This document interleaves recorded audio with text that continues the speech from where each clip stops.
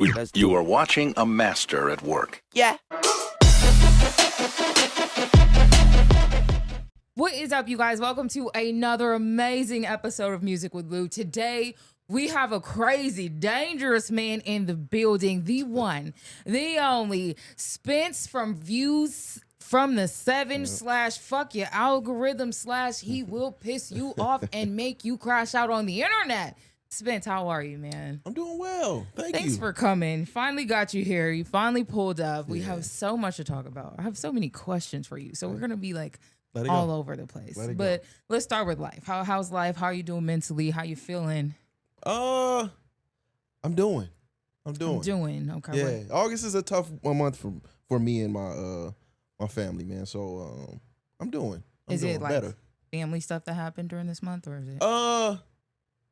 Yeah, my son passed away on the 3rd. Oh wow, I'm so sorry. 2016. I did not know that. Yeah. I am so sorry. So this was 9 years. Normally it's a very, very, very tough month. I kind of just cruise. But we've been trying to like push forward a little bit, but it's still tough. Anyway, it's tough. It never gets easy. I feel like that's one thing. Like grieving, it's never over. No, hell no. It's like not an end date to it. And then that was like that was the tip of the iceberg. But we've had so much death in our family and during the summer seasons. Yeah, like year after year after year after year. So yeah, it's more of a this is more of a reflection period, which is crazy because you know what I'm saying, it's also my birthday month. You know what I mean? So yeah, you did have a birthday. Happy belated birthday again. Appreciate you. So having just not even including my family, having my son pass away literally 11 days before my birthday. Then I had to bury him 2 days later after. So he was buried 2 days after my birthday. So that's yeah. So I tough. did not mean to go there. No, it's all good. It's all good. I'm sorry. Wow, I did not know that. Okay, so well, let's start from the beginning of where I met you through was Views from the 7. Yep. So how did this start? What inspired this podcast? And for people who don't know, what is this podcast all about? I say Views from the 7 is it started out as a group of 3 men from the same cloth but from different generations. And it was such a perfect tandem because we were so similar yet so different when it came to different things. So our arguments always hit a little more because nigga, what is you talking about? That makes sense. You guys are like perfect. That's probably like the perfect cast that you guys have because everybody's so different. Yeah. And so but it started, it actually started, man. I was getting into when YouTube shows started to boom a little bit, and I was taking my family to Six Flags, and I was listening to the Corey Holcomb show, and it's very vulgar. Please, I like that stuff. Almost child abuse because my kids was in it. But I was like, I was already kind of good on the internet. I was good at. I'm a reform troll. Yeah. So I was like, damn man, I think I could do this. And my wife was like, do it then. So like you, we're similar in very ways. It took me a long time because I kept getting in my head about it. And it took me a very, very long time because I wanted everything to be perfect. Yeah. So from the time I had the thought to the time I put the show together, found the crew, it's 2 years later. Damn. And the first person I reached out to was my homeboy. I can't even fucking damn, it's been so long. Shout out to him though. Shout out to the homeboy. I've been in the Destiny's Child. I mean, you know what I'm saying? I'm like, we didn't have so you the Destiny's Beyonce, Child, you done we didn't have different members, but I can't even think his name now. I can't even lie to you. Maybe like that.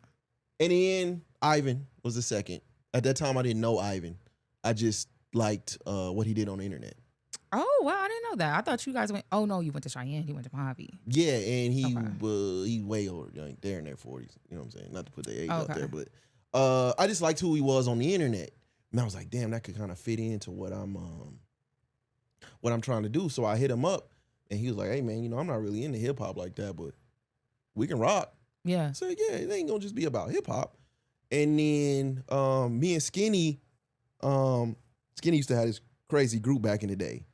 And me and Skinny actually broke bread together, like with money involved. And I was like, damn, how that whole situation went down, we have built up like almost like a brotherhood. There's a closeness, especially, when money is involved and shit just goes smoothly, and we both know we out here grinding, trying to do things better for the people. So I was like, man, that's my man forever for that. So I hit him up to be more on the engineer side. Mm-hmm. And so we recorded our first show,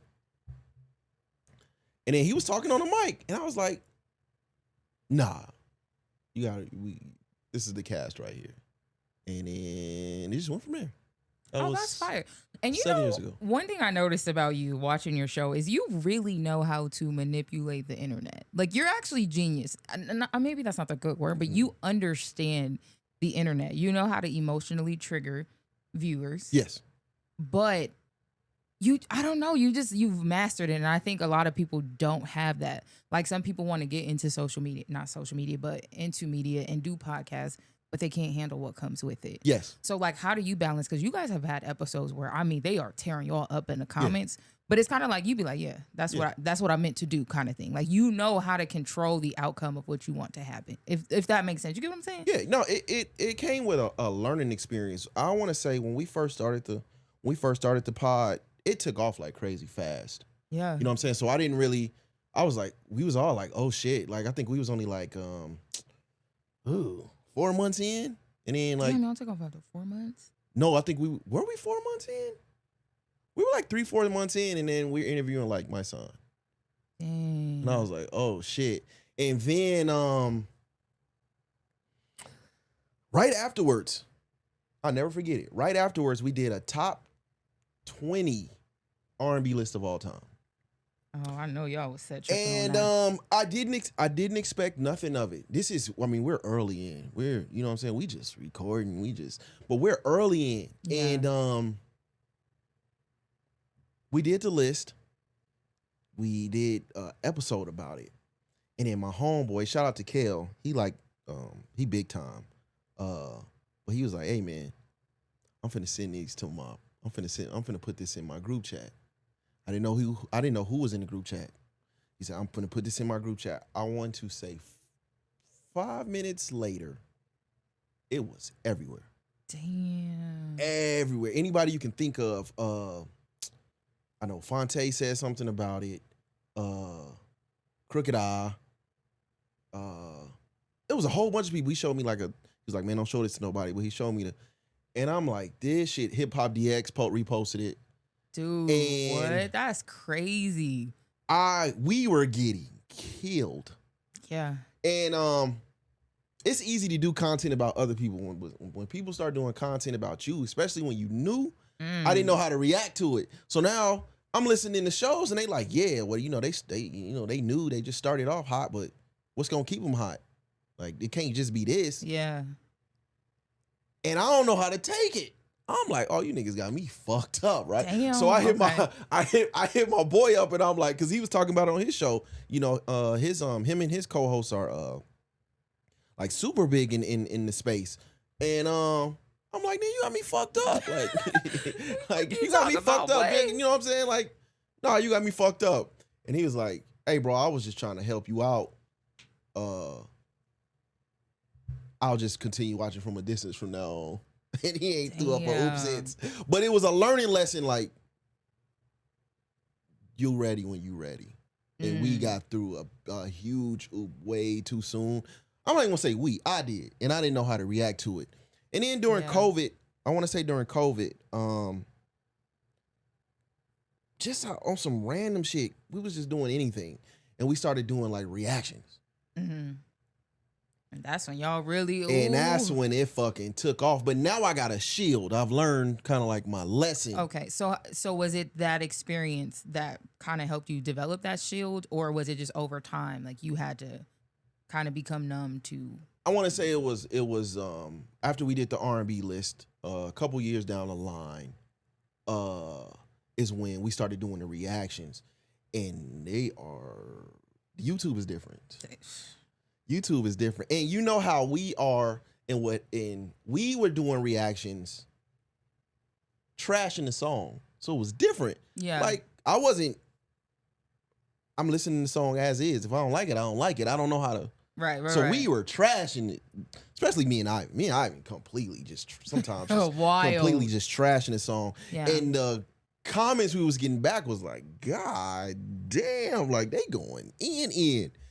And at that time I had already developed like this shield. And then I just start after that. I'm flying in. It was just I'm putting 2 and 2 together. So now it doesn't bother you. No. Like, so now I'm trolling and I know how to. That's what I meant. Like you know how to. I don't know how to explain it. You just gotta like know it to like when you see it, you like I see what you're doing, and it's pretty impressive. And like even with Bump It or Dump It, you and Ivan would just get in there with Skinny and Do Wrong. Shout out to Skinny and Do Wrong. Shout out. Just tear their ass up. But before we get there, okay, so we have views from the 7. I always want to ask you guys, because you guys are a platform who you guys have done impressive numbers that a lot of us have not done. Mm-hmm. And I feel like a lot of times it gets overshadowed. And I know you probably don't give a fuck about that now. But at some point, like you put in the work, you put in the years. How does it feel to have a platform that is as successful as yours and still get overlooked? There's the award shows when people get to talking about like the top media people. How do you really feel about that? Like, well, it's a different energy, and there's something that Skinny always told me, and this was it was the one time where I felt like I was doing something outside of my norm, right? mm-hmm. And it was when views was starting to drift more into the local lane. Like I felt like when I sat the fellas down and I felt like, okay, it's time now to give back to the city, right? The first 2 years we did it was all about real life and building our base outside of Las Vegas. Yeah. And then me and Skinny got into an argument. We can get into a few. That's my argument partner right there, right? And Skinny was like, man, he was like, look at me, man. He was like, I don't want to feel like I'm bringing work to work. And I was like, damn, you know what? You right. And like we had stopped that because we really wasn't enjoying it. I just felt like, we from the city. We built this platform. We want to give back. So with that being said, Views from the 7 was never about being something local. We just so happened to be from here. And the sweat equity that we built with that platform helps us push and move forward, right? So when we see the and I'm being super transparent here, because I'm a regular guy. Like I'm a regular person. I don't need no extras. This is somebody. I'm just somebody who had a dream and put it together. That is it. I'm a regular guy.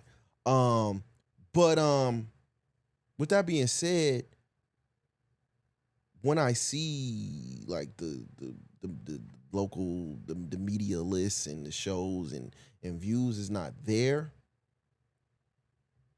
for trolling purposes, I may say something. But I'll put it in the group chat. We'll laugh about it and we'll move on. Yeah, the day goes. I think we are in the I was just talking to the guys yesterday, and I said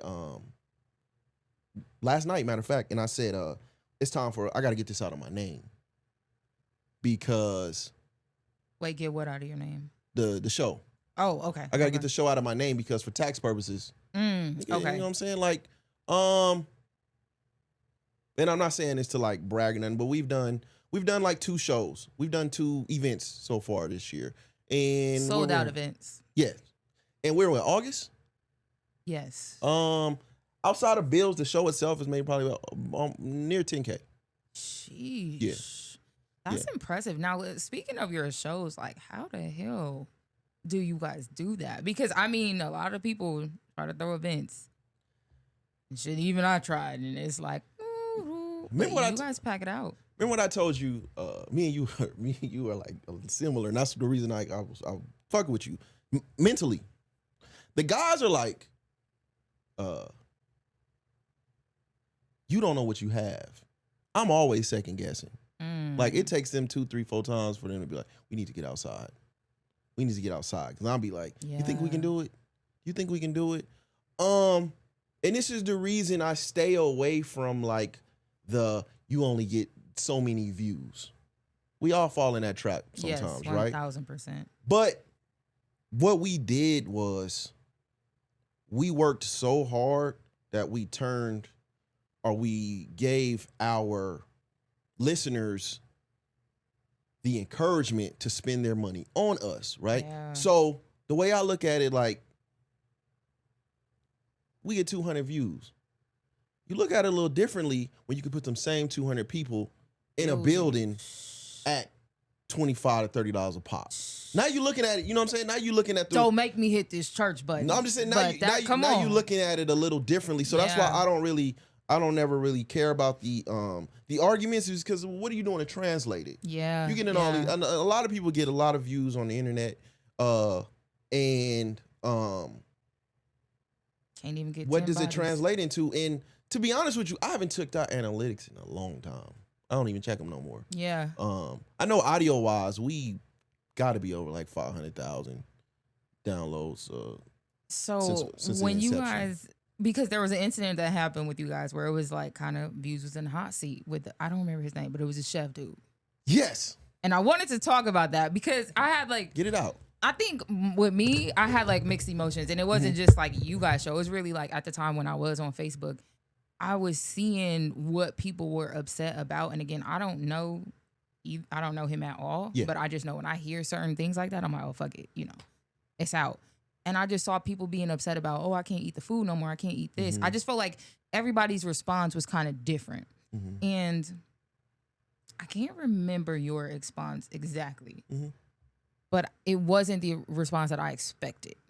So okay, let's talk about that whole situation. Like, how did it happen? So did you guys know the case details before? No. And okay, so then it comes out. So how did you guys get to the point where now y'all in a hot seat with it? Okay. Like, how did your podcast get attacked in the middle of that? Because that's what I missed. Yeah. And I just saw you responded to it. And Okay. I was like, I'll start from the beginning. okay. So one day, my mom called me and was like, "Hey, Shout out to man, Mom. chef nigga just got shot in his shop." Right? Oh. And I'm like, "What?" And it came out to be who I thought it was who I thought it was. Because he was always out there for something. Just random shit. I remember it was a situation where they was trying to say he stole some like his taco recipe. Some shit So he's just always in the he's headlines. always going out Okay. there. Okay. So me, being the person I am, I'm shooting. Right. So I'm shooting at him. And every time he would jump, the post would blow up or whatever, and he'd jump on it. And it was like friendly banter. Like he knew how to take it. Yeah, yeah. That's a turn on to me, Paul. But that's a turn on to me. Like, it might be something there. You know what I mean? Yeah. So that's the first thing I look at if I want to bring somebody on the show is can they groove with us? Yeah, You know what I mean? yeah. It's when we bring you into our world, can you ride with us? So I'm like, he taking this pretty damn well because I'm shooting. Once or twice. I think I did it like 2-3 times. So I'm testing it out. So I knew he had like a very, very big case in prison. He had a very, very big case about selling cell phones. He was a CO. And cell phones, it became a very, very big thing. And that was the only thing I really knew about him illegally. So I hit up a few people. Normally I hit up just a couple people because we don't really put out there who we gonna have on the show until like when it drops. So I reached out to a couple people just to get a little bit more information, just surface level. What you know about this guy? And a young lady hit me and was like, "You know what he's been accused of, right?"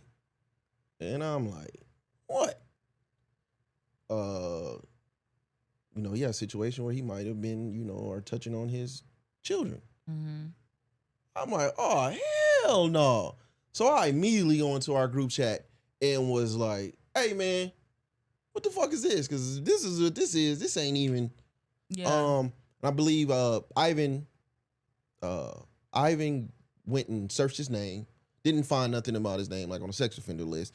And then Skinny was like, hey man, this is the situation, and this is what the situation could be. Okay. We don't know.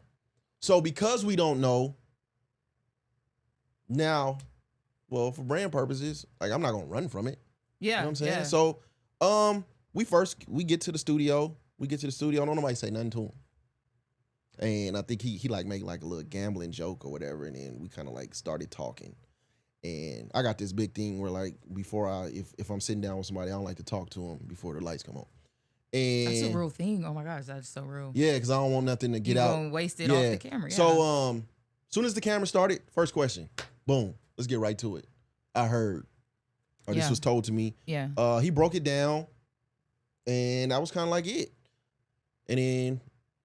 So like, because I didn't see your side of the algorithm where there was like attacks on your podcast. So how did that start happening?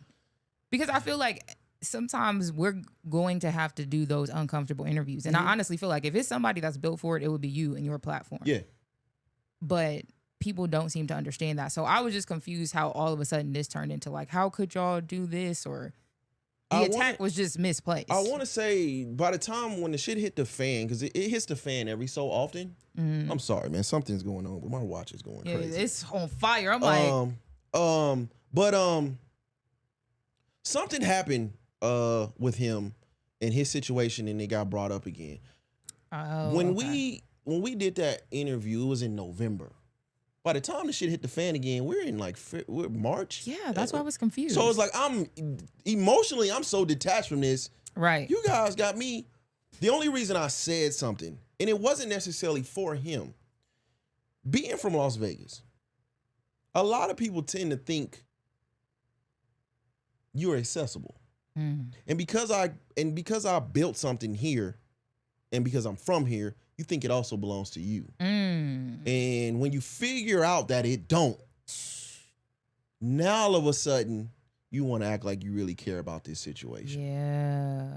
And so I kept seeing things kept getting screenshots to me, and I'm like, okay, you was asking to be on the show. You wanted us to shout you out. Run it. You wanted to be a sponsor on the show. It was like everybody that I seen say something at one point wanted something from it. Yeah. So that's when I was like, you know what? Let me go ahead and just, because I ain't got nothing to hide. That's part of I talk too much shit out here. If it was something that somebody wanted on me, it would have been out already. I talk too much shit. So I said, I'll fucking put it out there. I don't give a fuck. I ain't know the nigga. I didn't know him. All I knew was his situation. You can go look on my page. You can see what I've said about him. That's why he was invited on. I got word the night before that something happened. As soon as the lights come on, if you turn on the episode, that's the first question. That was good enough for me. Yeah. It's not my business. That was good enough for me to answer. He showed us paperwork. He showed us, all the shit. And that was it. And we moved on. And it was that simple. So when you sometimes have to be the bad guy in media, or not even just the bad guy, but you just honest. Yeah. And a lot of people can't take that. How do you separate that from your personal life? Like when you have the cameras go off, and now it's time to go outside after an episode of Fuck Your Algorithm. Yeah. How does that happen for you?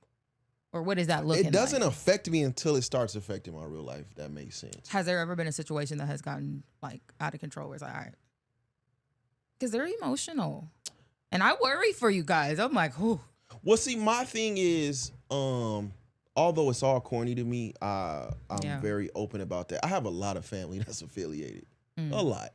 And too many people out here know each other. You don't know who's related to who. Yeah. So I kind of let the tough guys be the tough guys. Now, there's times where if I run into you, I might probably have to check your energy. Yeah. See what's up. Yeah. Other than that, I'm not no tough guy. I don't try to be no tough guy. They can have all that internet shit. Yeah. The only time it really like affects me is when people don't know how to separate the two, right? Where like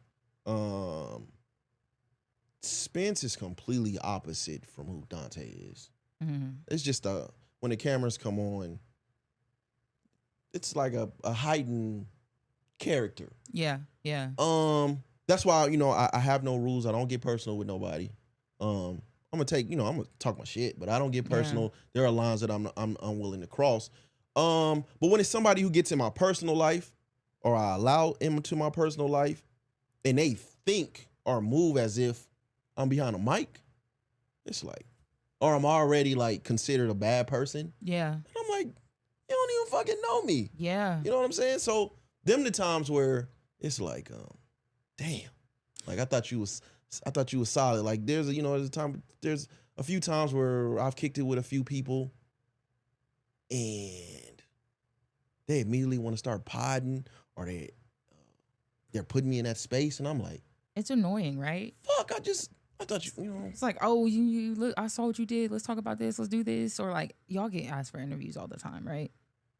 Me, no. I'm sure. Well, I'm sure you probably used to. Now they probably just be like, oh, this nigga already said. Really? This is my second interview ever. No, I mean like people asking to come on your platform between views and your algorithm. Yeah. That's annoying. Do you like doing interviews? Like, because you don't. So how do you pick and choose like when it's time to do one? It would be topic based. So okay. Why you ain't never had me on your show? I don't think you ever asked. Oh, that's how it works. I'm not the person that's like, when you gonna get me on? I'm like, well, I mean, if I'm worthy, I'll be invited one day. I think I've hit you up and I've commented on something like you going through enough to where there was reported. I know I reached out. I think there was a thing I couldn't make it.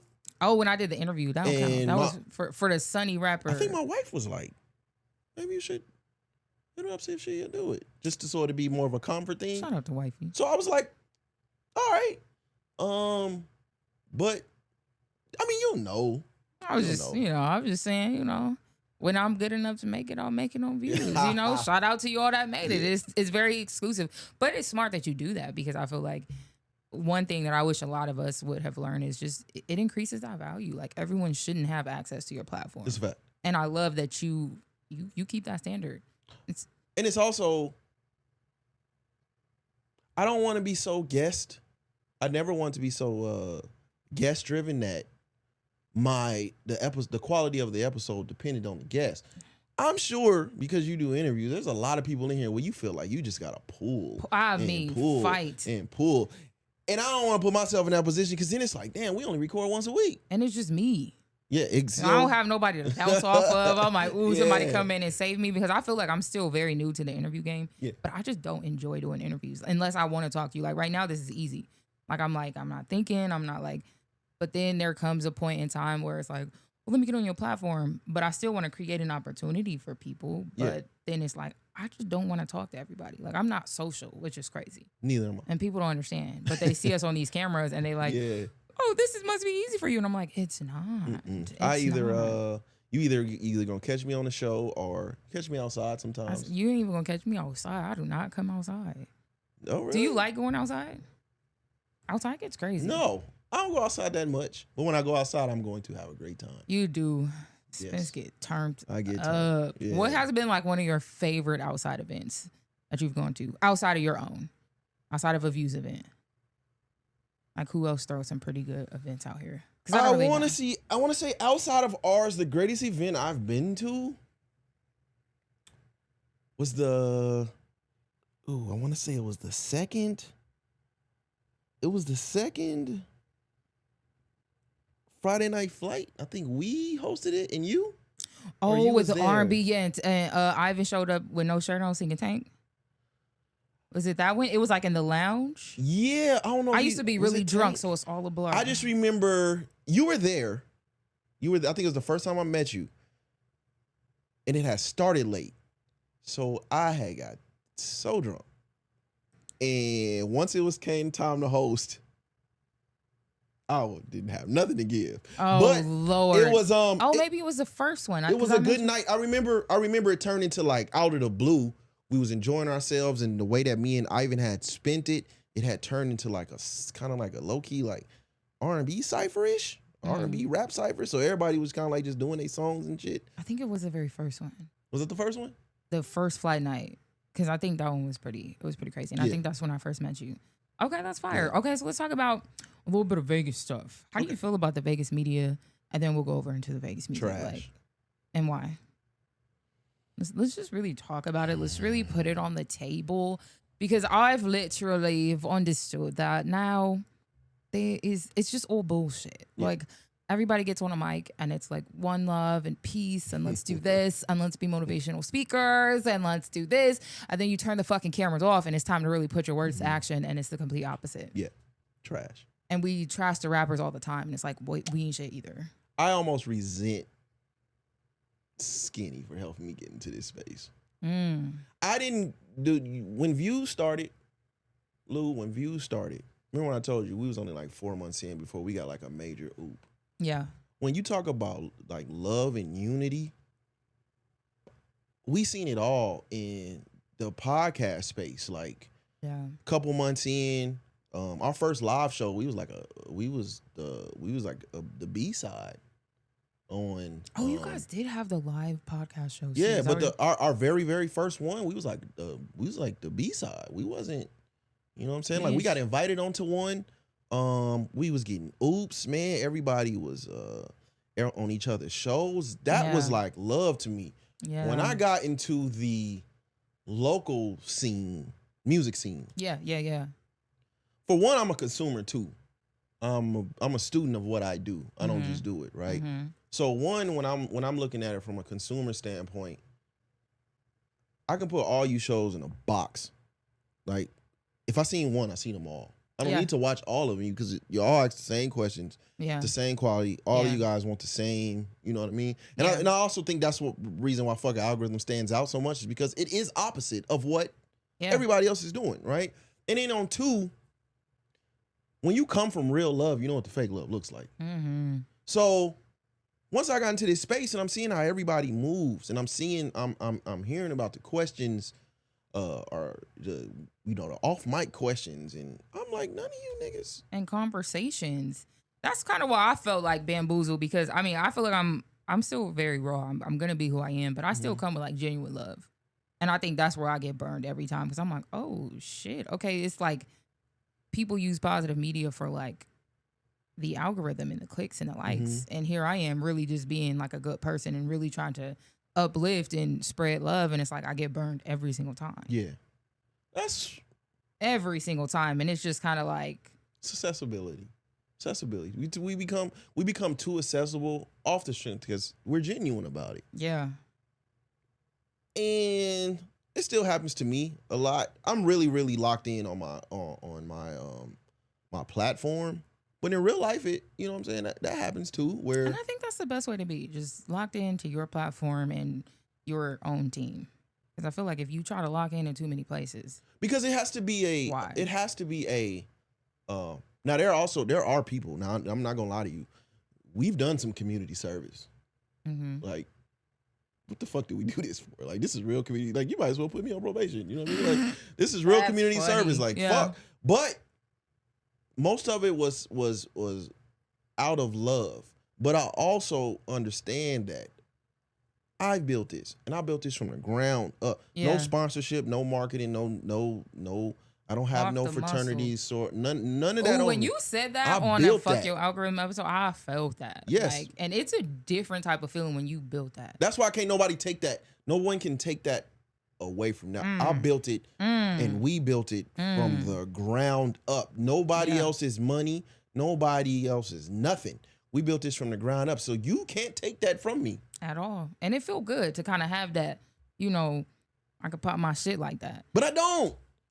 No, you don't. But I'm saying it feels good to know that you can when necessary because some of us, I don't know, it's just a different feeling when you just get off the muscle. Like, ain't nobody give me shit. And it just feels a little good sometimes. Like, you don't want to make it seem like you too macho and hard and can't nobody help you because everybody needs a team, right?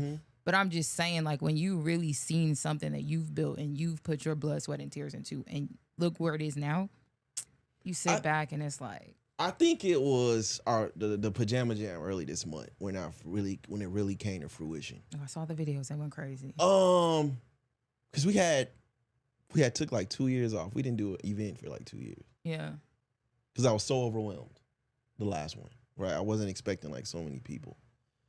And then we were prepared for this one. And I was like, this was 7 years right here. We did like 262 people. And I was like, this is 7 years. Like, we built this right here. You know what I'm saying? So, from a fucking podcast, you know. That's pretty impressive. Like, promoters can't even really back out a building the way y'all have. No. And you know, another thing I meant to give y'all flowers on is even when you guys are rolling out for an event, not to be all over the place, but I love that you guys give yourselves enough time to promote before the event date. Like, it's not like, okay, this week and the next week is the event, or this week, next month. Like, I feel like that is something that's so underrated about you guys roll out with events. I love that. And I see that you guys just give your viewers enough time to get the money. Let us get enough time to promote and roll it out and then pack it out. You know, it's just a perfect amount of time that I feel like a lot of people don't pay attention to when it's time to throw events. Because myself included. See, that's a me thing, right? And part of what's helped us grow is the fact that I never want people to walk into an event of ours and feel like it's a money grab. So I try my best, oh my God, to make sure that doesn't happen. Yeah. And the events be random. This last one we did, the R&B sides, was the first time we was like, let's see if we can do it. And I think we did like over 200 in 2 weeks. We were like a lot of people. Yeah, that was the first time we was like, all right, let's try it. That was the, you know what? That was the first time in 7 years that I was confident. And let's do it. Wow. Any other time they have to pull it out. Yeah. And y'all did it, and you did it. Okay, so the Vegas music. Do you like any of the music, honestly? Besides Taylor Weeze? And like, let's just be honest. I always wonder. I'm like, I don't know if they're just trolling right now. There's got to be something good. A lot of people. Sometimes you do be trolling though. No. You do. No, you do. You do. I'm like, he's just trying to piss us all off. Yeah, that's why you laughing like that. Come on. I'm a music head. I'm a music guy. So I'm unforgiving when it comes to music. I am. Because I don't have an attachment to any of the local guys. Like, I don't get me wrong, I know a lot of them. I went to school with a lot of them. Yeah. But I don't have no attachment. So it's easy. So let me ask you this. Like, if somebody was like coming here that wasn't from Vegas and they like came to Spence and they was like, how is the Vegas music out here? Like, what would your response be? It's happened. Listen to Landlord. Listen to Taylor Weeze. Listen to Early Maslow. 2 C's. McNeely. You'll find your lane. So, like, overall, would you say it's not as strong as it should be? The music isn't. Okay. No. We have and I want to be perfectly clear. I don't know the entire scene like that, but I don't think we have any. I'll be sharing some pretty good people. Y'all just don't like. I don't think we have any songwriters in the city. Oh, so it's easy. You know what I mean? You jump on the track behind a good beat and you just rapping, but it's empty calories. And then I move on to the next. There's no like what makes me stay? Like, what makes you stand out? There's no songs. Dang, like no R&B songs. No, we got some alternative artists out here. Nothing is impressing you right now. That's come across my desk, no. It's all the same. My heart hurts. You don't like Brody? TNBA Brody is so good. A little too young for me. Okay, that my makes kids sense. know him though. My kids know him. That makes okay. So do your kids like listen to a lot of the music or not really? No. Well, okay. I don't really asking them, but they have brought his name up. Absolutely. They're in high school. So are we struggling musically right now? Locally? Yeah. That's come across my desk, yes. I'm not even gonna say struggling. We are starving. Oh, really? Would you really say starving? Yeah, we starving. No way. Well, because you don't like the East Side. You always talking about the East Side and how dirty the East Side is, and we got some good talent over there. I work over there. I know, but I'm on the East Side more than a lot of you East gotta Side be people. cool on the East Side. Yeah. Look how you nothing. You talking about you don't want to touch nothing without your gloves on. It's crazy. No. Oh. We got some gems on the east side. Mm. You might like Steven Joseph. You should check him out. He's been going viral, dude. If it come across my desk, but You never seen nothing I shared, and he was like, I like that. You a hater. You forcing it. He don't want to like. He don't want to like nothing. That's crazy. Maybe I do come off as like one of them like get off my lawn guys, but like I grew up on like I don't know, like the SWVs and the Totals and the Tupacs and the Snoops and like niggas can rap, you know what I'm saying? Like Wu-Tang and niggas can rap, but yeah, can you make a song? That is true. I don't want to get just you jumping on a good beat and giving me empty calories.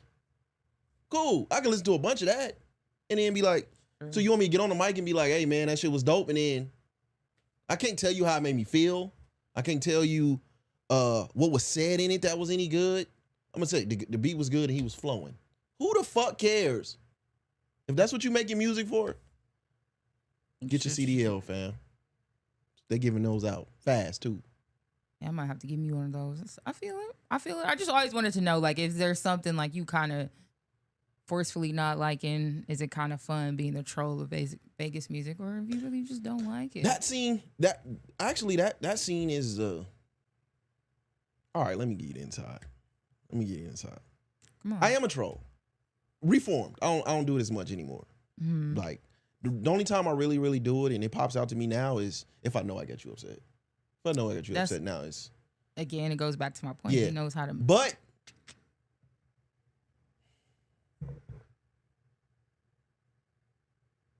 I don't know that. No, because you always be putting people in the hot seat, and then you know how to pull back out of it. Because I don't like people to. I don't want to give the people my insides, but you're talking to Dante Knight now, so I'll say the reason it helps so much on views is because I took time and I understand our base. Mm-hmm.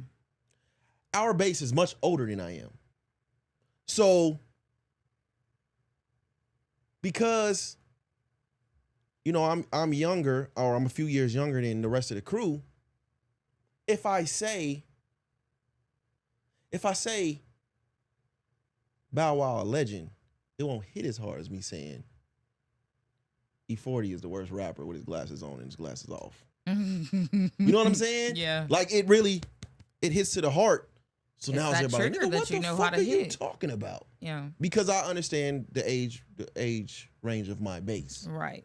As far as fuck an algorithm go, I'm gonna be completely honest with you guys. That show is 100% freestyle. 100%. There is nothing. We don't even know what the fuck we gonna talk about until. I mean, it brings that like authenticity, which is good. So when we get on the music side, you ruffle the feathers, then you laugh, and I'm like, look, here you go. Here go that man. Some of that shit do be trash. It'd be easy to say like, you know what? It's trash. I will say, no, I'm not gonna say that. Anyways, okay. Okay, fuck your algorithm. And I think music is light now because the money gone. But that's know. another discussion. It is not the same no more. I felt like everybody was dropping like almost every week, and now it's just kind of like, damn, what happened? It's very dry. Did we give up? Are we done? Yeah. But no, I did meant to touch on that point where I do feel like at one point getting stuck in that local box, because that was never like the plan for my vision when I started this. And then somehow I did get sucked into the bump Vegas music. And then I'm like, wait a second, this platform was never built to be like a Vegas-based platform. So I really had to snap out of it. And as soon as I got back to the vision, I was like, all right, cool. I was like too deeply rooted in it. Not to get in your business, but is it hard to disassociate from it? Like even when you try to, it's hard for people not to. Absolutely, because I truly do care, and throughout doing that, I have made some very great connections with artists. So at times, sometimes I feel like, dang it, I don't want it to feel like I'm turning my back.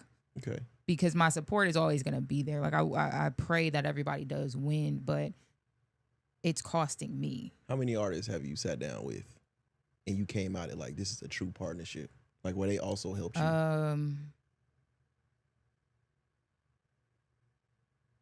honestly now I feel like only maybe like 2 or 3. And how long have you been recording? And I've since 2017. That's bullshit to me.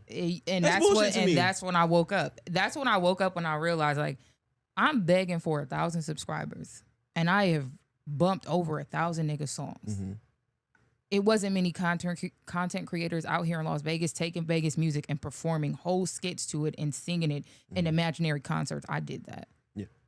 It wasn't many people that was genuinely taking the time to bump y'all fucking albums and go through it and find the good in it. Mm-hmm. Even if it was something like it wasn't really my cup of tea, I found the good in it because like that's just what I do. Like fuck it, if we gonna do it right, like boom, I'm really coming with genuine love. Yeah. And if I don't like it, let me just put it to the side and leave it for somebody else. So once I started to really step outside of it and look at it, and my best friends would tell me all the time, she like, Lou, you show too much love and it's not being returned. You got to wake up. And I'm like, nah, but it's okay. It's okay. Like God put me here for this. And it's like, now it's draining. Yeah. Now I wouldn't say you show too much love. Or even, even I think you could pour a lot of more love into the cup of someone who genuinely wants it. Exactly. You know and I was not doing it to people who genuinely wanted Yeah. it. Like there was artists that probably was waving for my attention, but I was so locked in on just other people. And it was just like, how is this benefiting me? Yeah. See, I think we got somebody in we got a couple listeners in like Nashville and like Memphis.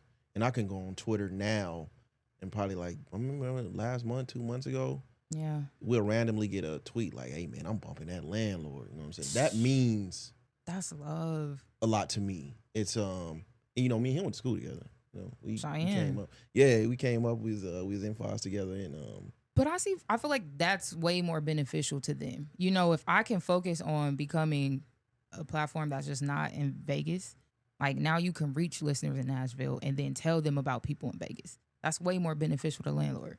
You get what I'm saying? Yes, absolutely. Like, and that's what I had to remember. Like, I can't help you standing next to you and we both like stuck here.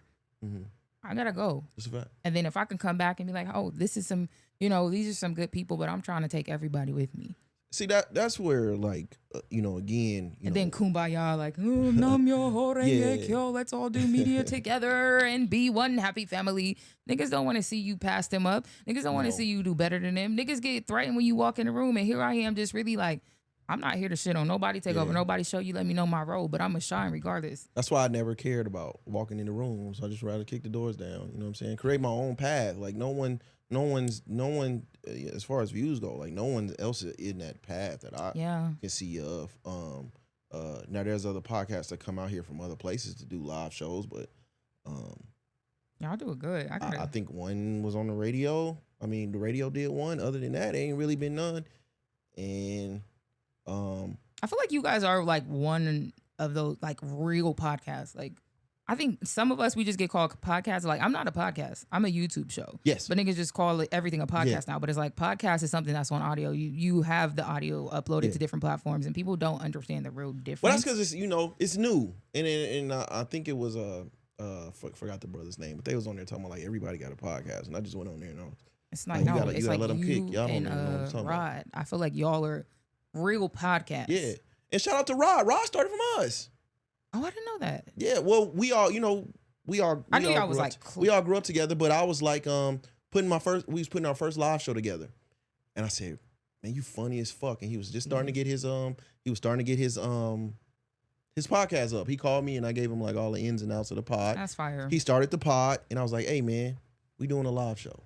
Mm-hmm. That's when I first saw him. I think you would be dope hosting it. Yeah, he hosted the first one. He hosted the first one, and then we doubled back, and then we gave him a slot. And then from that slot, he put his own comedy show on that did 200 people. Sheesh. That's love to me. That's love to me. All this other shit, it's easy for me to be like, man, this shit is fake, this shit is trash, when I've seen what real love can do for people. Yeah. And shout out to him, man, bro, still going.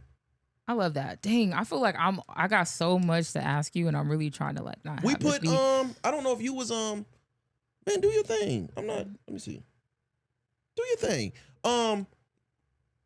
My first live show we did 110 people. Our first live show. Damn. What is the That difference? Goddess was the only person. Goddess performed there.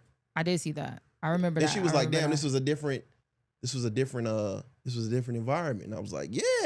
Yeah, y'all really put it together for sure. Like when it's time to put seats to ass, y'all really do that for sure. Is there like a huge difference between like when it's time to do a live podcast show? Like is it like super different, or does it kind of feel like whatever? Well, my this is last the same thing. My last one kind of went to shit. And I ain't did one since. So maybe that's gonna be my next challenge. But is it different having the crowd like right in front of you, like the live reaction from the audience? Or I always wondered how that feels as a podcaster doing it live. Well, the first one was we did 110 people. And it was like right there. I could see everybody's faces. So I could connect, right? Yeah. The second one, we did like 126 people on a fight night, which was really good. But the venue we was in was a bigger venue.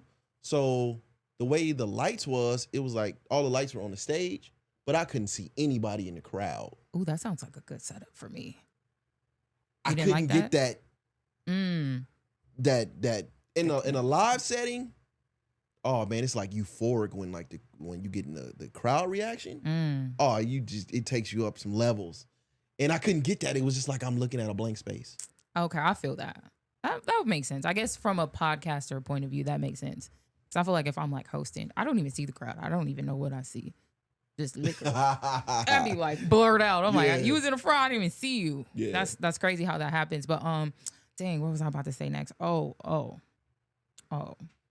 Before we talked about the music, wait, before I get there, what do you consider? Don't hold yourself back. No, I'm not. Hold on. Because this is about to be good. This is really what I want to bring out. Like, I know you do the podcasting, but there are some political views that I've always wanted to, and we're not going to get deep in it, but I see it, right? But hold on. When it comes to podcasting, this is the last thing we're going to talk about podcasting. Like, how do you determine, like, what's a good A mic? Or, like, you know how everybody can play their role? Because I feel like a lot of people don't understand that. Or sometimes people just can't step in that role. Like me personally, I feel like I understand it, but I hate playing the A mic. Like sometimes you just want to show up and I just want to be the person that jump in and out. Yeah. Bada bing, bada boom. But people don't really break that down, like real podcasting. Break it down. For the A mic, the reason I wholeheartedly believe I'm a great A mic on views is because my crew comes ready too. Right now, I can talk all day long. That's another thing about great A mics is that they're able to talk and they're able to keep the conversation flowing. There's no dead space. Yeah, I mean, we haven't had so we ain't did that all episode. Yeah, and that that pops out to somebody who loves podcasting. But we've had no dead space, and you're able to keep the conversation flowing, and that works really, really good when you have a great crew. Now with fuck algorithm, I love that because I can just show up. Now I can just, and y'all know how to like. I feel like y'all individually have your own segment that's like not really established, and then it's like everybody knows how to like. Y'all kind of alternate the A mic kind of thing. It's like, okay, this is your part where you lead, Drew does the music, but then you come in with a curveball and the spicy question that like just throws the whole show left, and you're like, oh shit, here you go. Yeah. So I really love how y'all dynamic is on that show. I think I'm more of like the comedic relief on that show. Yeah. And I can sit there and I can like, instead of my mind, like, I got to keep it going. I can sit there and I can, like, round up my takes. Oh, my gosh. And I love that. Like, that's what I dream to be on somebody else's podcast. Yeah. Like, I'm like, man, people like, you want to do a podcast? I'm like, yeah, but I'm going to have to be A mic. I want to be the person that sit back and I'm like, ooh, I got it ready. Yeah. But it's just not, people don't understand A mics enough. Or just, like, not even just an A mic, but just balancing it out. Like, give me time to...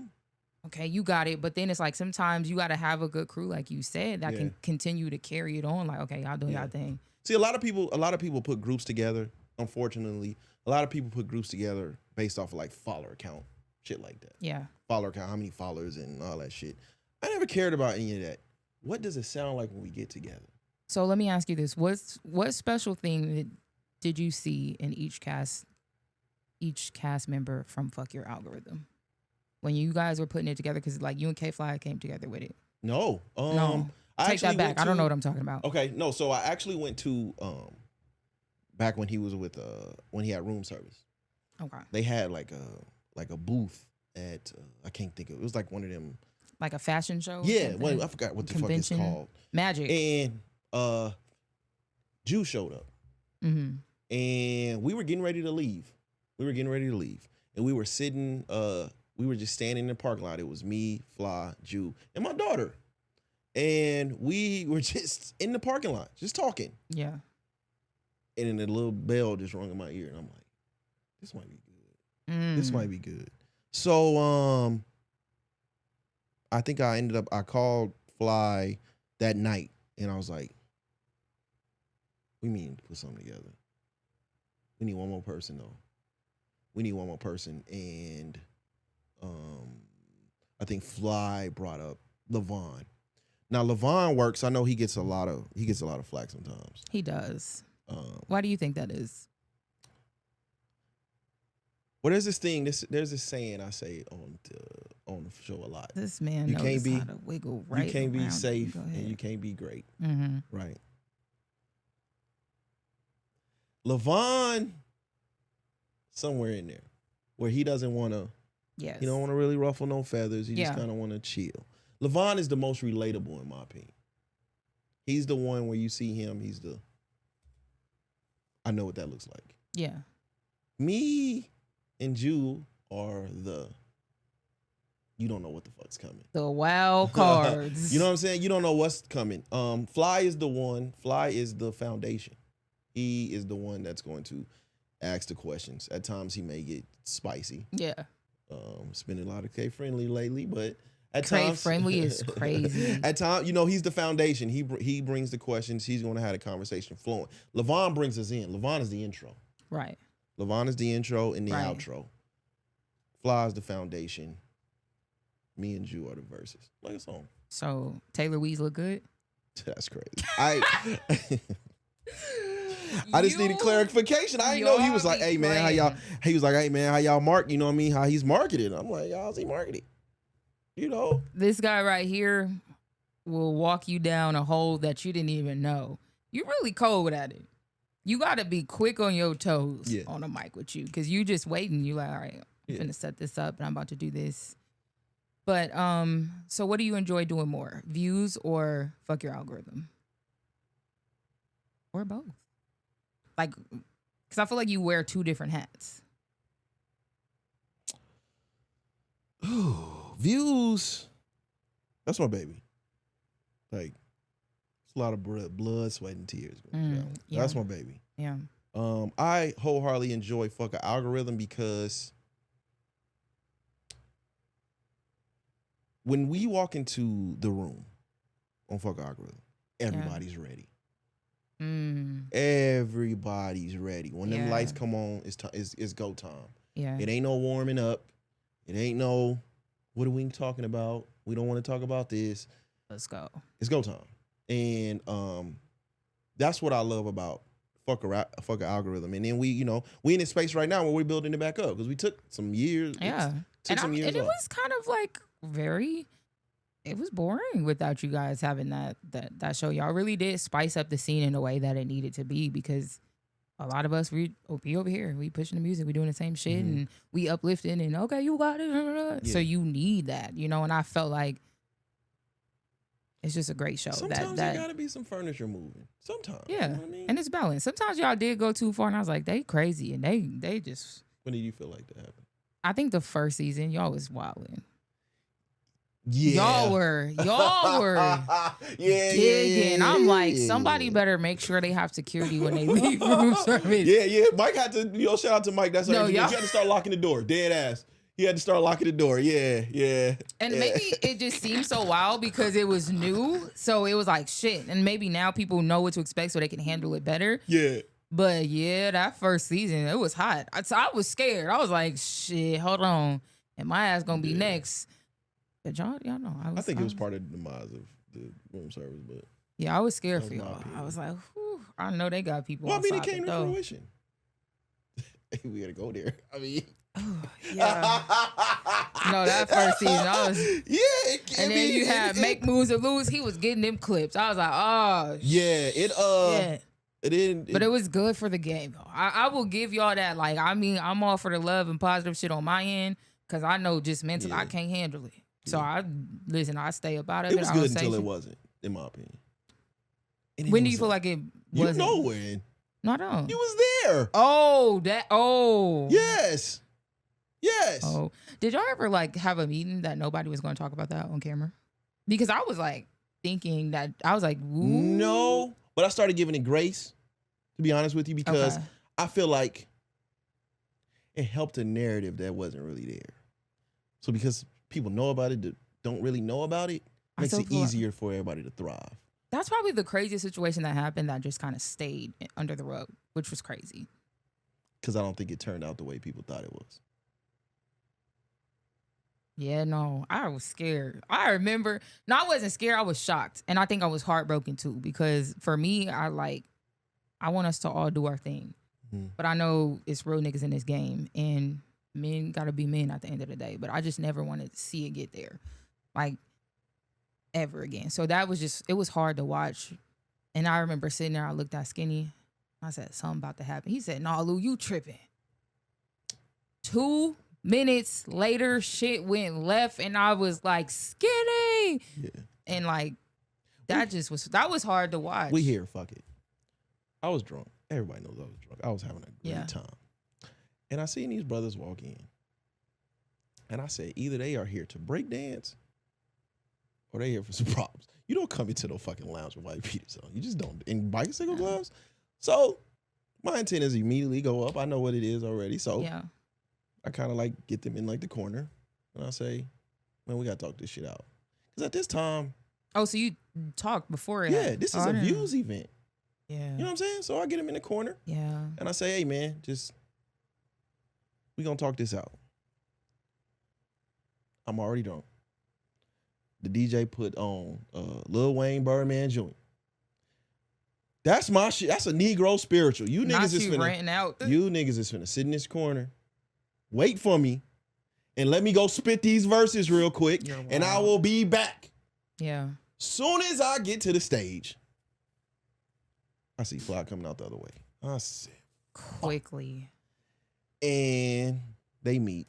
I jump off the stage. I go in the middle, and then the rest is history. Oh, hell broke loose. Yeah, that was hard to watch. I didn't enjoy that. I was like, I didn't enjoy it.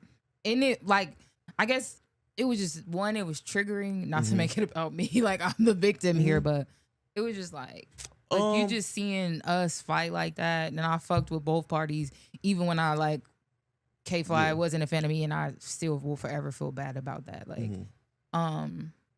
it just, that hurt. Well, see, sometimes, Lou, man. And that's when I get scared about the media, because it's like some people got to be real, but I want everybody to make it home safely. Like, I want people to still go outside and turn their mics off and go have a successful event and go be able to do other things. But a lot of people, I don't know, it just seems to always get there. And that's heartbreaking as fuck for me. And I'm a Pisces. I know this made it like a serious turn. But I want to be reasonably respectful as possible. I'm not really going into the X's and O's. Yeah. Because we all like men at the end of the day. I don't want nobody to ever feel like they're lower than, right? Yeah. But what I will say is that because there were more than one, if there ever was a feeling where somebody might be in genuine trouble, there were a lot of affiliated people in there that would probably turn that place out. And it never went that far. Yeah. 1. 2, once I did come to, it was very heartbreaking. And I held in a lot of resentment, because I'm sitting on the internet and I'm watching everybody try to talk about positivity. Yeah. And I'm the nigga that the shit happened at. Yeah. But because I'm not in this local media space, it's like, oh shit, okay, it's cool. And I feel like, did people ever check on you guys? Because and that was heartbreaking too, because I'm like, damn, this was their event. And I remember coming out and there was like a market like right across, and they were just like, look at these black people. Oh my gosh. And I'm like, it just it hurt, You know, I did you guys more than anything. Yeah, I did some handshaking. You know, I did some handshaking, and I tried not to place blame.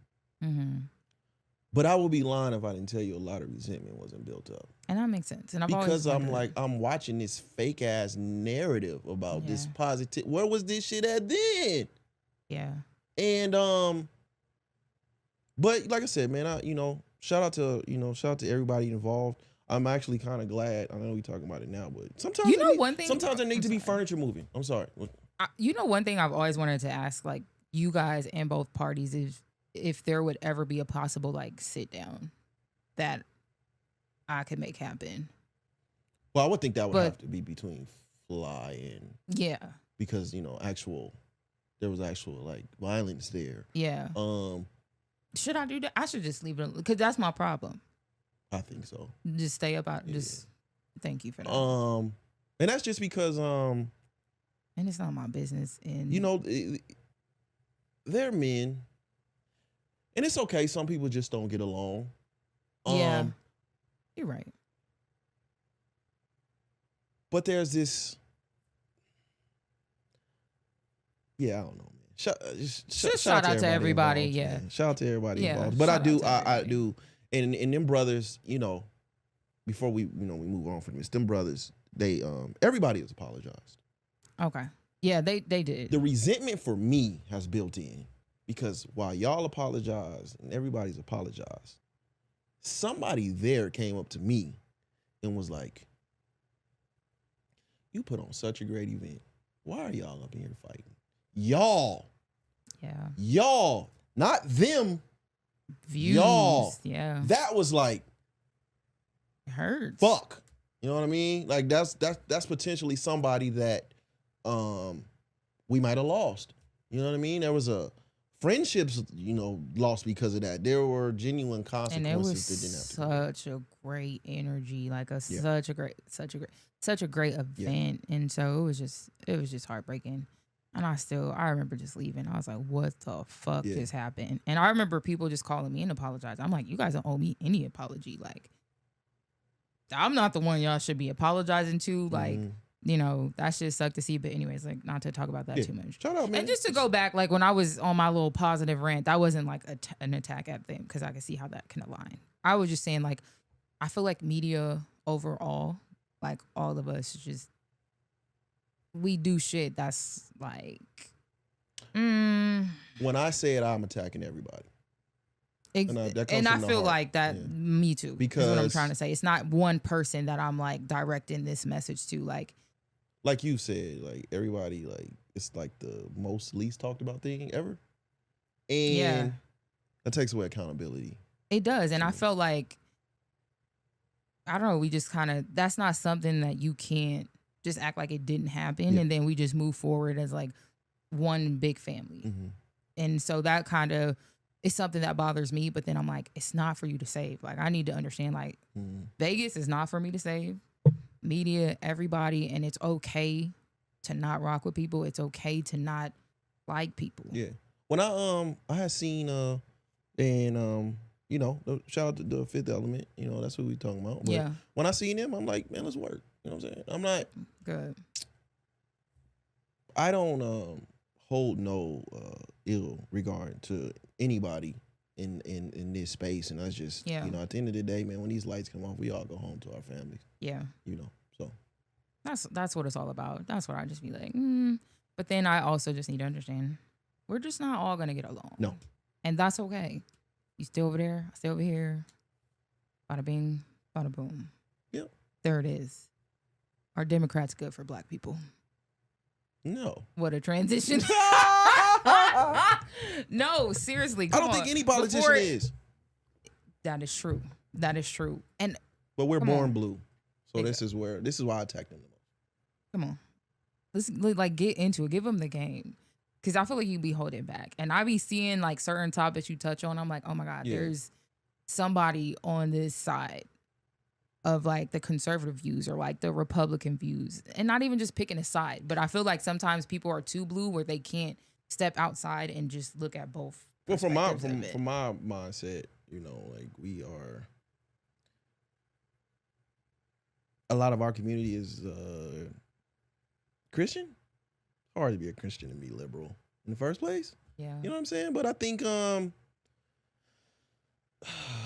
don't know what's going on with our community, man. I really don't. And right now it's very, very eye-opening, you know, because a lot of things going on ain't got nothing to deal with us. And we don't know how to react to it. Mm-hmm. You know, we want to be in the scene. We want to be on the front lines. And it's like, you know, this is not for us. This is none of our business. You know what I mean? But I attack the Democratic Party a lot because a lot of us are born blue. I was, you know. Yeah. But same. I don't know. Just being I'm a registered Democrat. I ain't never changed it, but I just think being a Democrat in my you know, at my age, especially in the age of information, is similar to somebody having Stockholm syndrome. You know what I mean? Like that's the party that like slavery, Jim Crow, like that's them. You know, when people say the black family, you know, when the black family was strong and when we was together and you know, when we bought black and we were conservative. We wasn't, you know, so it's like the things that, you know, and then you get into the locals and then like everybody is like a Democratic pundit and it stops people from having real conversations about what's really, really happening. Exactly. You know what I mean? So I feel like, would you ever consider, you know, speaking more about it? Because I feel like sometimes it takes someone that looks like us to be that eye opener, or maybe not, because I feel like sometimes we're just so lost in the vision or the plan.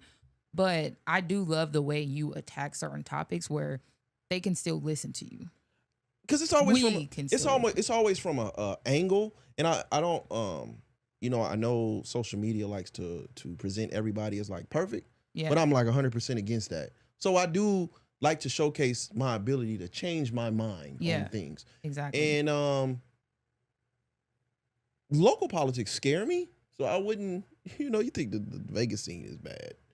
That scene scares me genuinely. So I don't know if I would ever do that, but nationally, that I probably could step into that lane a little bit. I just always wonder. I always wanted to ask you that because I feel like you'd be pretty impressive over there. I just think you know, and we don't have a lot like of black people.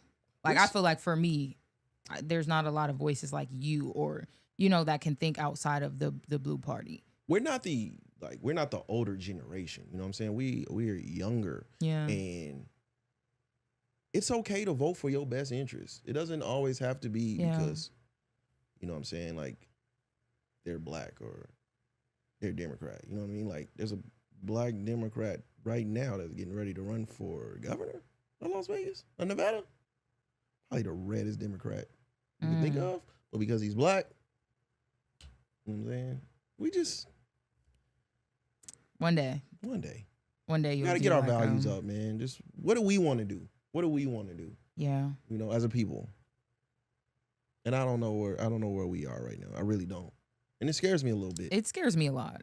Especially even when you get on like TikTok and I be having to get off sometimes. I'd be like, okay, I'm getting too deep in the algorithm and now it gets heartbreaking sometimes. When you see when people say we built this country, right? They say we built this country. To get to a point to where we're having elections where we don't even get brought up anymore. When I have never in the history of politics, red or blue, seen y'all fight for us the way y'all fighting for people that ever we built this motherfucking country. You know what I'm saying? So it's like I be wondering I be wanting to like ask my grandma, but you know, like my grandma and like older, like how do y'all feel? You know what I'm saying? Like when you remember when like the you know the 4 little girls were bombed during the civil rights. You know, the church was bombed during the civil rights era. The dogs getting sicked on people, people getting murdered, hung, the fire hoses. How do y'all feel that politicians ain't ever step out like that? Y'all had y'all had the clergy, y'all had the cloth, y'all had the church, but politicians ain't jump out there like that for y'all. How does that like? Nigga, a politician ain't never go to Africa and was like, hey, this is what, you know what I'm saying? We didn't see that. So I'll be wondering to ask, as much as y'all have been through, how do y'all feel about it? See, that would be some crazy content, man. I think I mean, I know it's touchy, but I could just see you thriving over there, and I just think you have. I think it would be something crazy. I've been on this new kick, man. You know, it broke my heart, man. There's been, when we talk about slavery and shit, right? Like, a couple weeks ago, I was just, reading and shit, and I came by like black slave ownership. Didn't know about it. Killed me. Stop. Where did you read about it? I was reading some articles, and then as I started reading some articles, I started to like dive into some other shit, and it was like there were thousands of black. I need that. Some of them was solid, where they would buy back like their family members and shit. But like when we talk about history, is tricky, man. And like everybody like thrived from it. Everybody. Exactly. And even when you go all the way back to Africa, man, like everybody. I remember the discourse, and I didn't understand it. Like, remember when the Woman King came out? Yeah. Like, why is everybody fucking? Ain't nobody fucking with it. And then you go back and you like, no, that's kind of how slavery started. Like, the tribe, that tribe in particular, sold Africans to. And I feel like the problem is we don't go back, or we don't do enough research.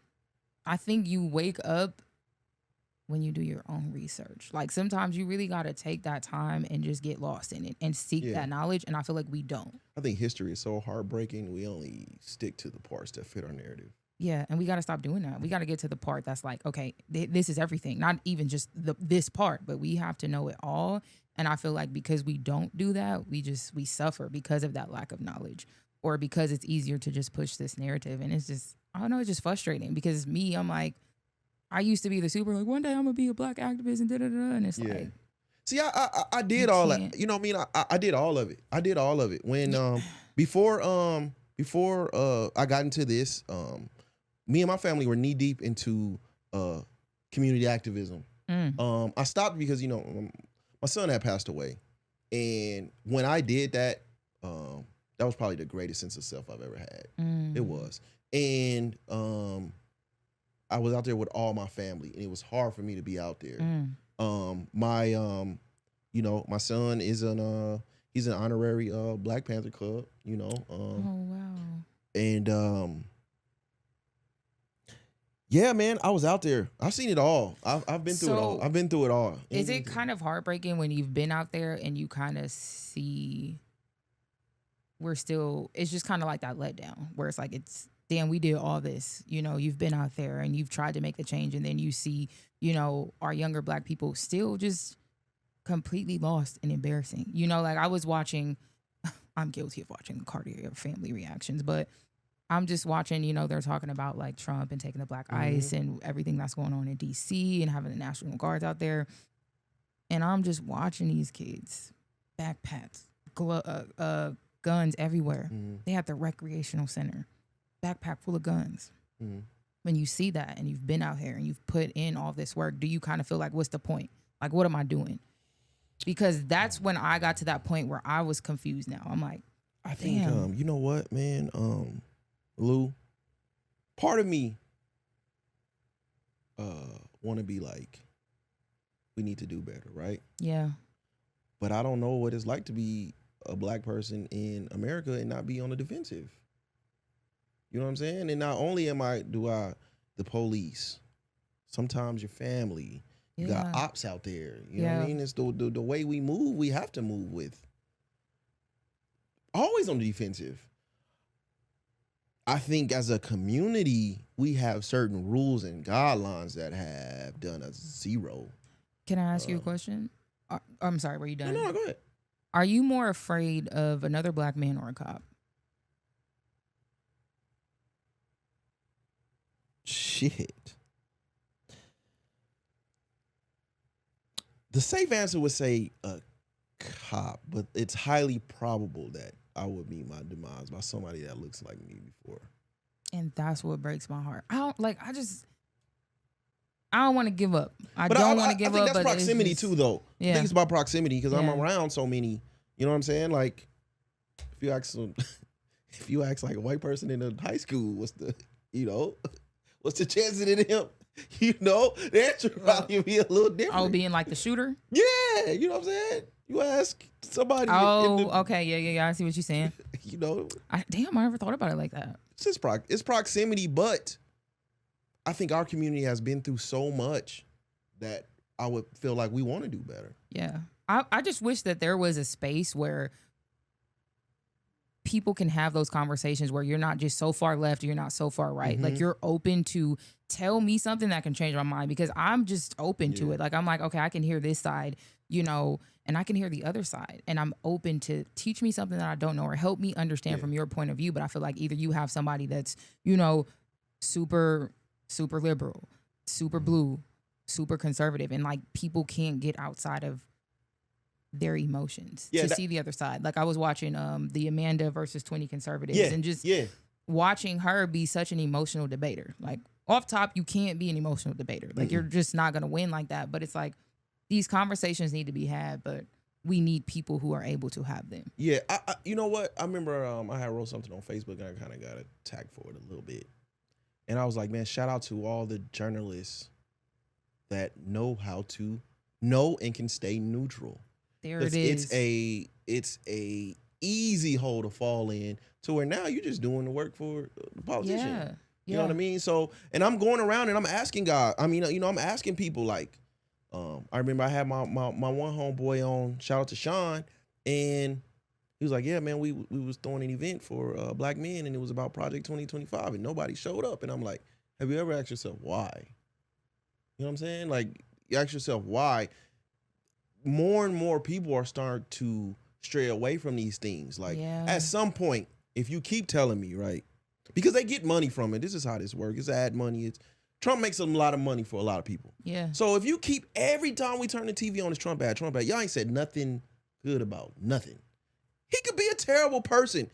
I know there's one thing that you can say, and it's just Trump bad. Eventually, people gonna turn it off. And then we're in the age of information. Somebody gonna find something, and now what just happened? You've lost a supporter. And I sometimes I feel like, do y'all not see the agenda that's being made? Like pushed? I don't know. Like sometimes I'm like, maybe I'm seeing it wrong. No, it's politics. But it's like, yeah, back to the point that was perfectly said. No, we just need people who can stay neutral so something can actually get done. But you can't. And as soon as you kind of even poke the bear a little bit, like, so you like Trump? And I'm like, no, I'm just saying, like, let's put it on the table without you being triggered. I mean, as soon as you say anything, like, I did a TikTok the other day.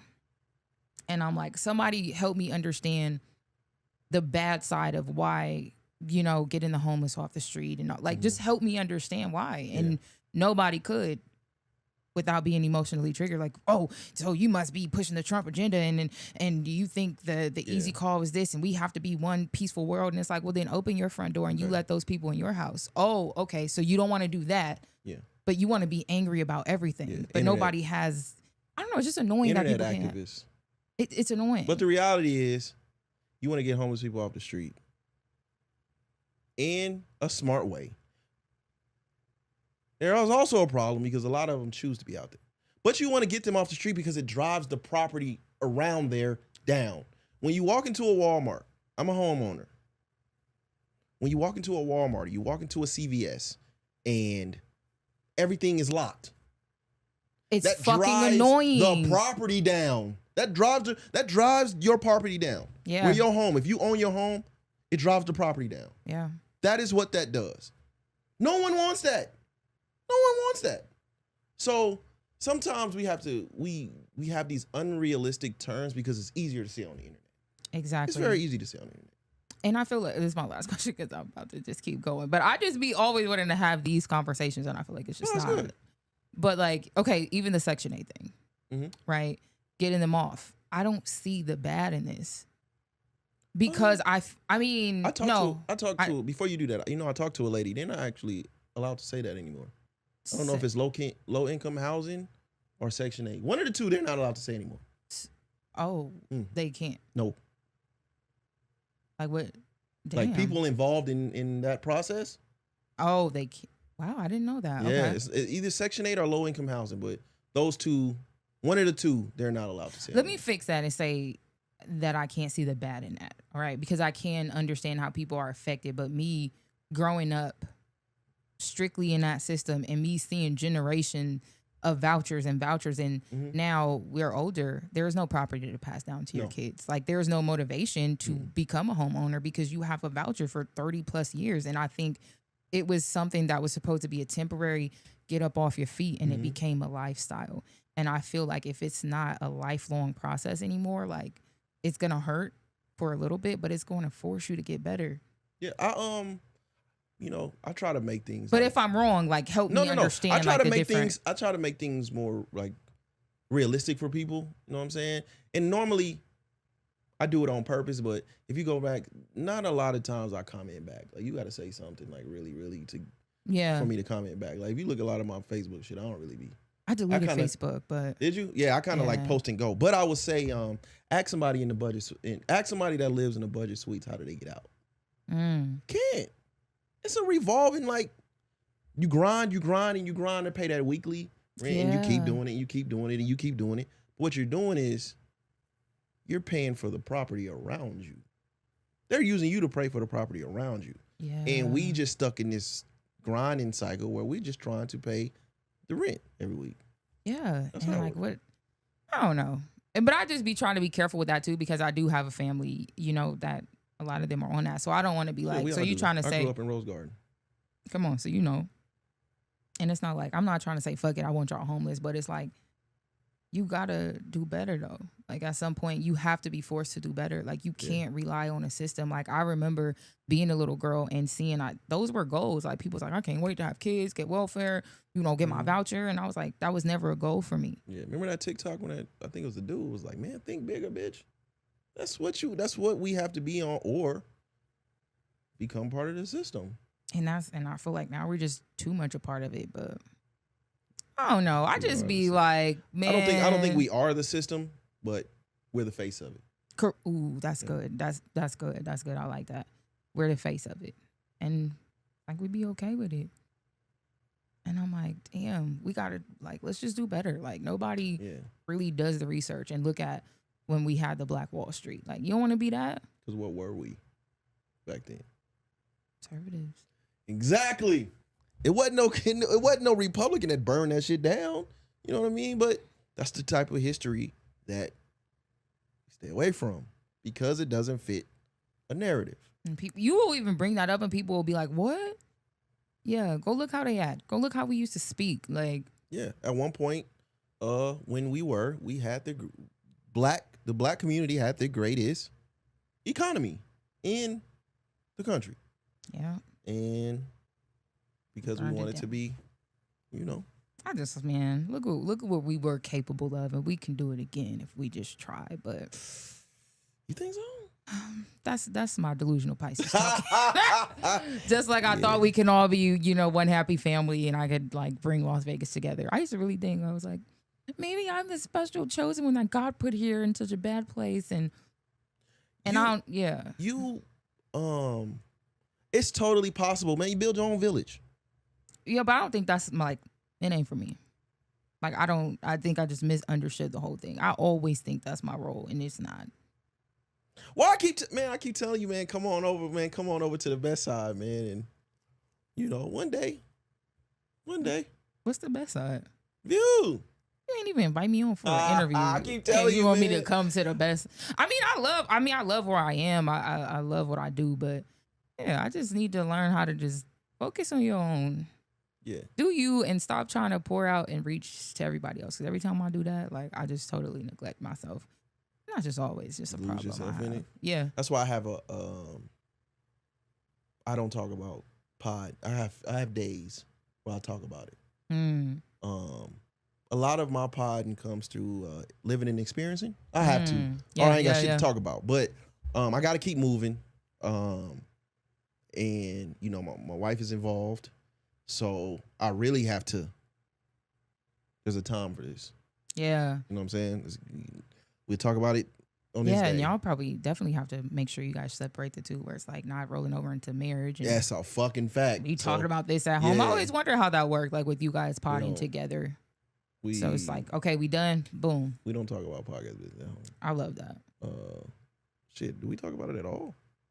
Now, do you feel like Sundays. do you guys allow each other to freely speak about any topic, or is there kind of like those rules, like, all right, don't cross this line?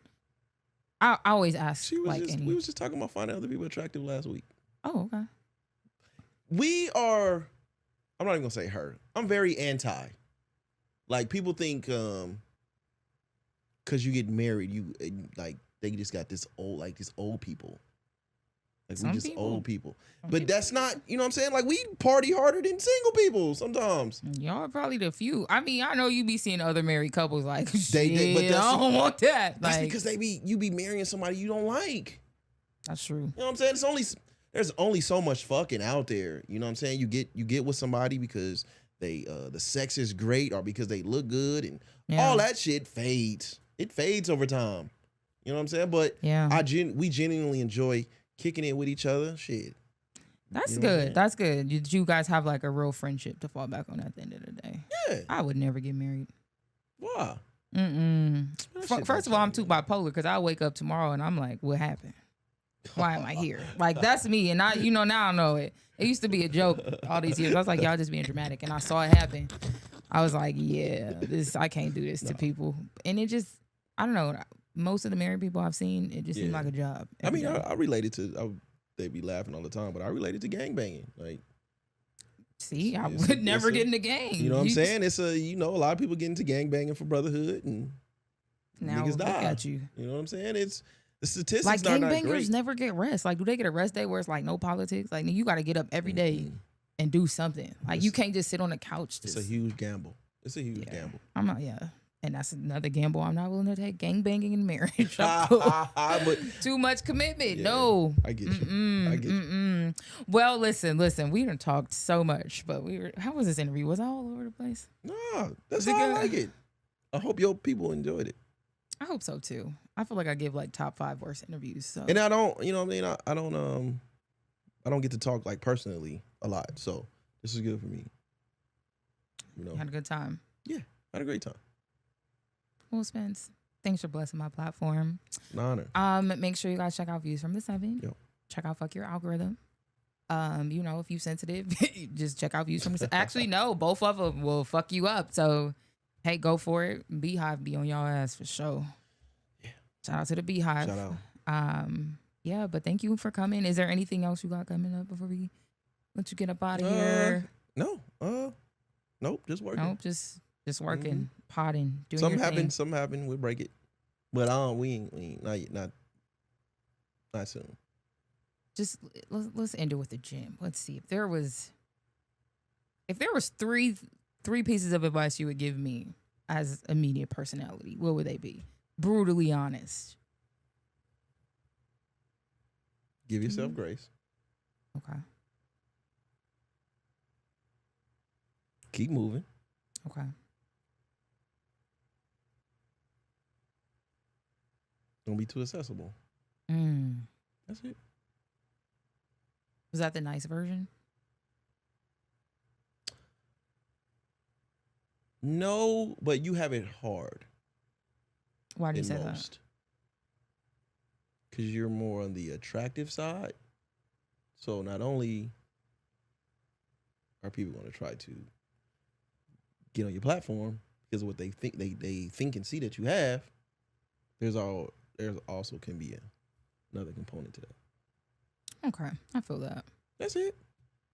All right, well, I definitely needed that. Thank you so much, Spence, for blessing my platform. Always. Make sure I you guys appreciate it. like, comment, and subscribe. Wow, we talked about so much, man. I forgot I was interviewing. I thought this was just like a podcast Real podding. episode, you know? Real But potting. yeah, with that being said, we are out of here. See you later. Peace.